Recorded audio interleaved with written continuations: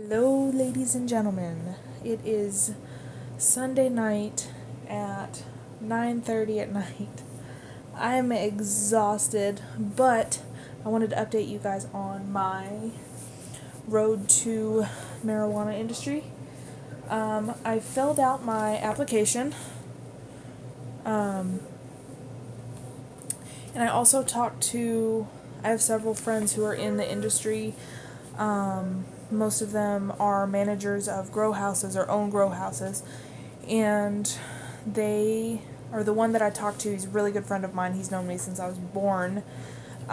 He told me to apply for the key badge, which is the badge that you would have to have if you're a manager or a shift leader or anyone pretty much that's going to be that could be like alone in the grow house with the marijuana. The other badge that you can get is the support badge, which is like you're just an employee pretty much. You might hear my boyfriend yelling in the other room. He's currently playing zombies right now, so he's having a little bit of fun. Anyway, so I applied for the key badge just in case. If you get the support badge, you can upgrade later, I believe, but I know it costs an extra fee. So just in case, I'm going to go ahead and get the key badge. The key badge in Colorado is $250, and the support is $75, I think. So, I'm not going to show you the actual pages of the application because there is my personal information on it, but pretty much it just asks several different questions. Most of them are pretty standard for an application: name, date of birth, address, stuff like that. The one thing that I noticed that was different about this application, obviously they're going to do a background check and stuff like that, make sure you don't have any felony charges. But this one actually asks for your physical appearance, which I didn't know why, but it asks for hair color, eye color, height, weight, scars and tattoos. I actually had to do on a separate sheet of paper. You have to kind of describe your tattoos and your scars that you have. I have 2 tattoos. I have one on my back that's a horse. It's pretty big. That one you can see when I wear tank tops and stuff like that. And the other one is on my hip, and it's a little heart with wings. But that was one thing that I really noticed that was different from any other application. Let's see. It's 17 pages long, but most of it is just, is it 17? I'm sorry, it's 13 pages long. Most of it is just background and, have you had any felony convictions in the last 10 years? Anything like that. Making sure you're not currently a physician that can prescribe marijuana, or a police officer, which I thought was kind of interesting. If you're a police officer, you can't hold a badge. I found out that was kind of interesting. But let's see what this says. If you were arrested, I've never been arrested or convicted of any felony charges or stuff like that, so I can actually show you this page. But it does have my name there. But arrest disclosure, of course, I don't have any, so I didn't fill this part out. But it asks for all that stuff. And you actually have to provide documentation from the court or the police station or, all that good stuff. So, and you have to, there's only room for 4 on here. They give you 2 pages to do 4. But if you have more than that, you actually have to list it on a separate sheet of paper.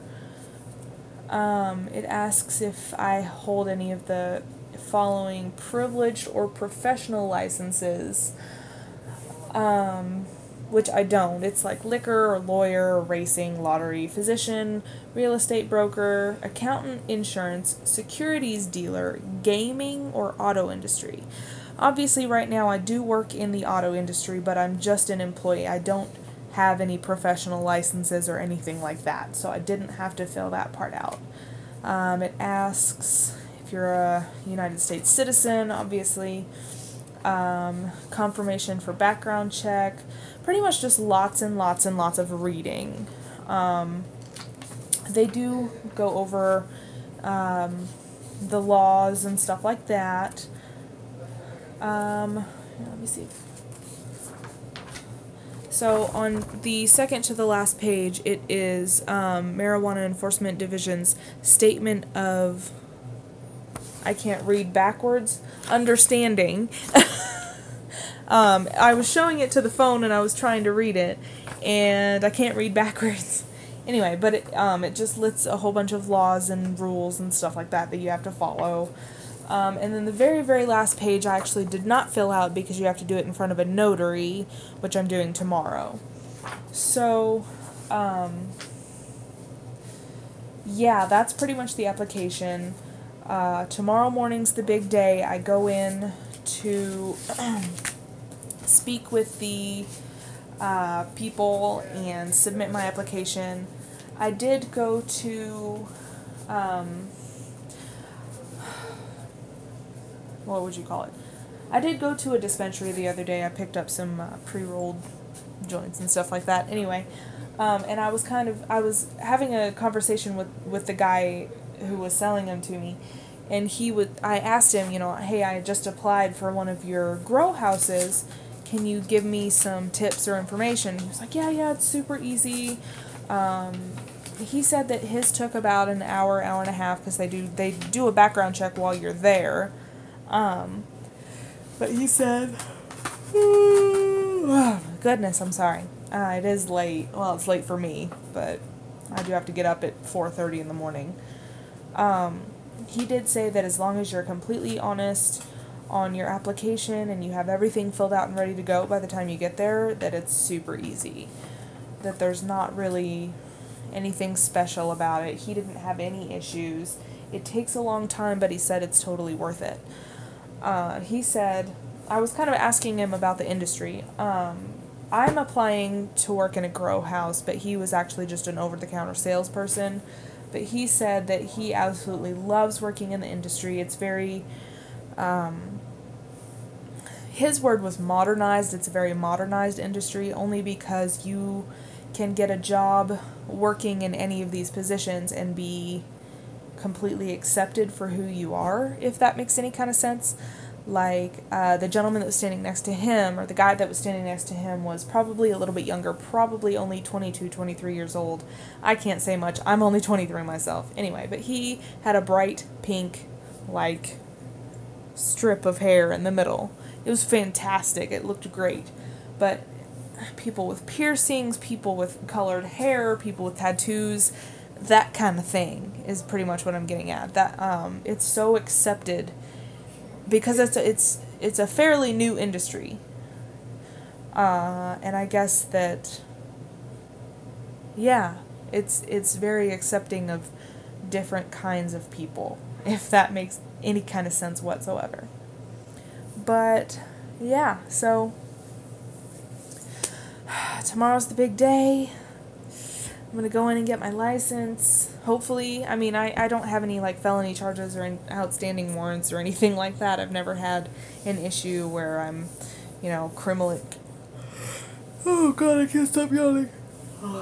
Where I'm criminally selling marijuana. That doesn't make any sense. It sounded better in my head. Anyway, so, I just wanted to update everybody to let them know what's going on. It's been a fairly easy process so far. It is an expensive process, but I think it's going to be worth it in the end.